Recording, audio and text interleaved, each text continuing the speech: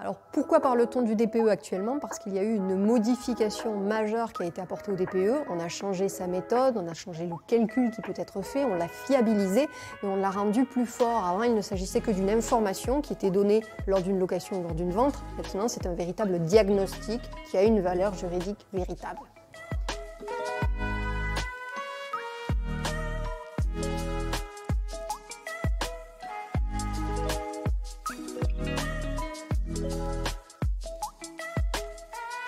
À la base, on a pu constater récemment qu'il y a quelques couacs qui ont été signalés. Il y a certaines constructions, par exemple, qui se sont retrouvées très dégradées au niveau de la note. Et donc, il doit y avoir des réajustements qui vont être faits. Donc, il faut voir déjà si cette personne-là ne tombe pas dans cette catégorie. Déjà, il y a cette première problématique. Ensuite, sur le principe, plus largement, si vous pensez que le diagnostic qui a été réalisé est erroné, vous pouvez toujours essayer d'en refaire un pour avoir la confirmation qu'il y a une véritable erreur qui a été faite.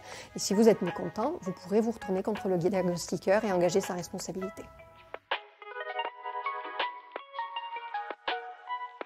Est-ce que les DPE sont réalisables actuellement? Oui, ils sont réalisables. En revanche, comme on a pu le dire, il peut y avoir quelques couacs qui ont été remontés, notamment par rapport à des constructions d'avant 1975. Pour un bien qui a été fait en 1975, on peut se dire que ça tombe pile poil sur cette période charnière. Il faut peut-être faire attention et s'il n'y a pas d'urgence, différer légèrement la réalisation du DPE.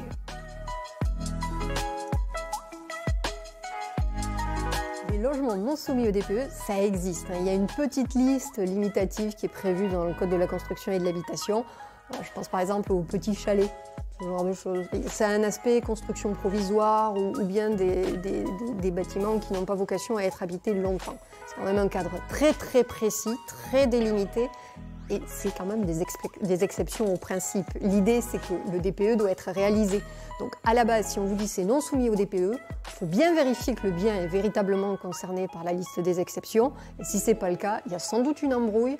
Et là, il y a problème.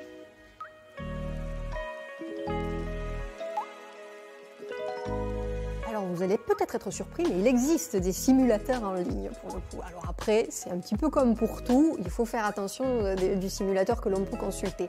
En revanche, il faut savoir que ça n'est pas une information valable. Pour vous, ça a un caractère purement informatif, ça n'a aucune portée juridique. Et pour le DPE, on ne peut pas faire l'économie du recours à un diagnostiqueur certifié.